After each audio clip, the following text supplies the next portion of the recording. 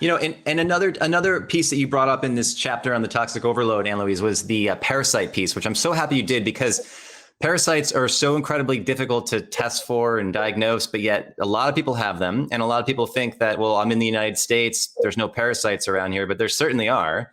And I loved how you talked about how to, make sure you wash your hands and do this and that in terms of like preventing, parasites, but also you gave some treatment ideas for it, which I thought was fantastic. Well, I was known as the worm lady years ago because my original teacher back in the coming to dinner, right? Yeah, guess what came to dinner? The parasites in your house. But they're still out there. I'd say 7 out of 10 of us are carrying one or more uninvited guests. We got the large ones, the small ones, the microscopic invaders, the microscopic vampires, I like to say. You got to do a parasite cleanse like the Europeans do twice a year.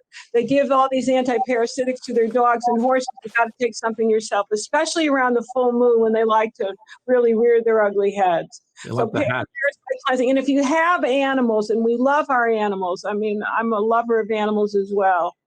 You got to make sure that you clean the animal and clean yourself. So that's what's very important. So this is what you do twice a year. Sometimes you can do it 3 to 4 times a year in the summer and in the winter, right after you have a vacation.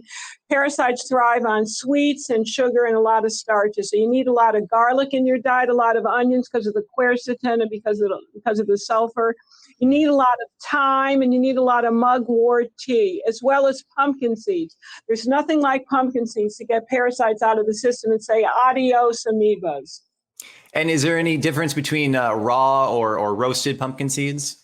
Not really. You want to lightly toast them, a little bit of salt, a little bit of Himalaya salt or Celtic salt or a little bit of rock salt. And that's the best way to really deparasitize your system. It's the greatest snack for kids on the planet because it'll keep them from having pinworms, which I think are really part and parcel of all the hyperactivity that we see. Ooh, great point. Awesome. Interesting.